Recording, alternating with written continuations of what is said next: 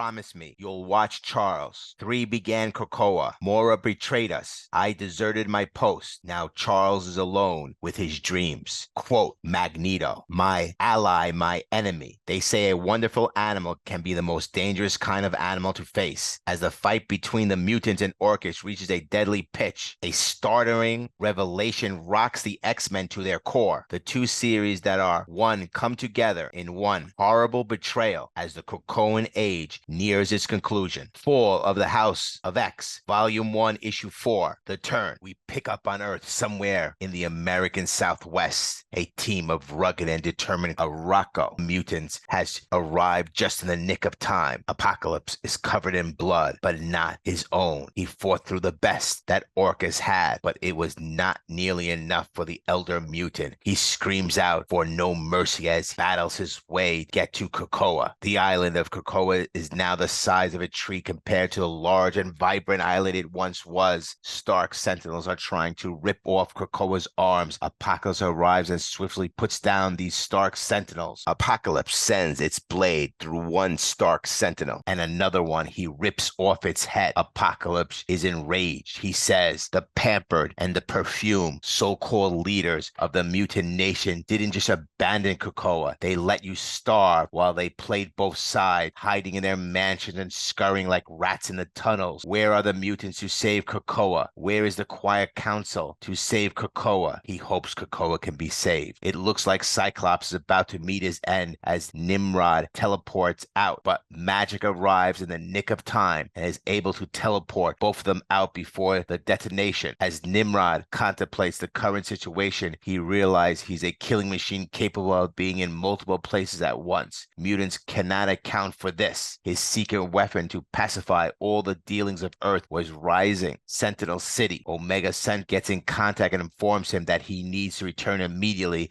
because they have a visitor. Charles Xavier, Professor X, has joined the machines, and he has an offer they will want to hear. Charles Xavier has switched sides, aligning himself with Nimrod. This is shocking. Charles Xavier, devoid of hope and faith, believes that artificial intelligence will emerge victorious. He proposes to Nimrod and Omega Sentinel to remove mutants from the equation, allowing them to live in peace on Krakoa without interfering with the machine's designs. While Nimrod doubts mutants will accept this, Xavier trusts in its possibility, urging Nimrod to consider what will happen when the machines succeed in wiping out mutants and humans. Xavier assures Nimrod that mutants living peacefully on Krakoa pose no threat. As they prepare to seal the deal, Xavier mentions an American launching a nuclear-capable vessel which he will handle. Though he acknowledges he may not be able to control some of his former students due to their training in the Red Triangle defense, Nimrod pledges to deal with them, accepting Xavier's alliance despite their shared history as enemies. Charles Xavier is the enemy. Apocalypse rallies the mutants, emphasizing the need to act and nourish their roots to ensure their survival. Krakoa is starved of mutant energy since the Hellfire Gala needs their strength. The first to step forward is an Araco, born a seasoned warrior who seeks glory in this final battle. Witnessing his resolve, Apocalypse acknowledges his bravery. The warrior strikes at Apocalypse, who retaliates by delivering a fatal blow, honoring the warrior's sacrifice for their cause. More mutants must step forward for Krakoa to establish its roots. Among them is Wrongslide, reborn after his time in Otherworld. Though he may be a new person, his mutant energy could spare others from death. As Wrongslide volunteers, Apocalypse acknowledges their joint purpose in this duel for the land's future. With the sun intensifying, some fear it signals a potential Nova event, but the true threat is the approaching machine. Apocalypse knows they must save Krakoa first. Wrongslide and Apocalypse charge towards each other, ready to confront one another to determine who will feed Krakoa. The X-Men team is just learning about the structure in front of the sun. They are learning about Sentinel City. The few humans left in Sentinel City have enacted the Red Triangle defense. To them,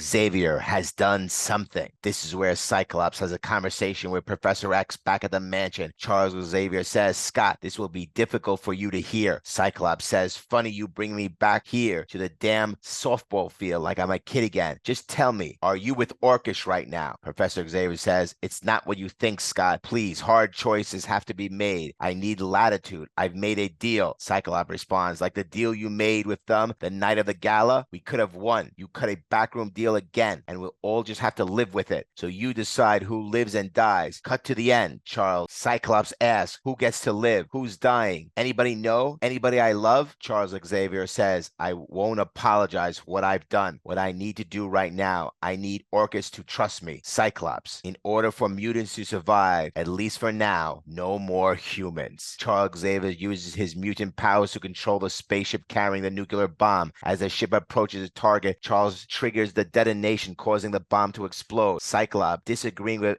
Xavier's action, expresses his belief that it didn't have to end this way. Cyclops recognizes the necessity of this mission to take down Sentinel City and destroy it. However, they lack the numbers in their X-Men team. Emma Frost decides not to join them, knowing that someone needs to confront Charles if they don't make it back. Manifold acknowledges the gravity of the situation, understanding his role in the mission and urging his team to remain composed and steadfast. In the fierce battle between Apocalypse and Wrongslide, Apocalypse, though initially holding back, ultimately realizes that life necessitates death. He breaks Wrongslide's hand as the inevitable end approaches. Wrongslide makes a poignant request to convey to Rockslide his appreciation for the time he spent as him. With a heavy heart, Apocalypse fulfills his destiny, tearing off Wrongslide's head. As Wrongslide fades, he acknowledges the beauty of the world, bidding farewell to the existence. With Wrongslide's sacrifice, Krakoa springs back to life, renewed and vibrant once more. As the X-Men engage in battle with Nimrod and Mega Sentinel, the unexpected happens. The entire city is teleported into Sentinel City. Omega Sentinel grimly remarks, this move has only postponed the inevitable. The Mega Sentinel adds a chilling perspective, noticing that the X-Men's actions have extended the suffering on Earth from minutes to potentially months or even years. The battle rages on as Nimrod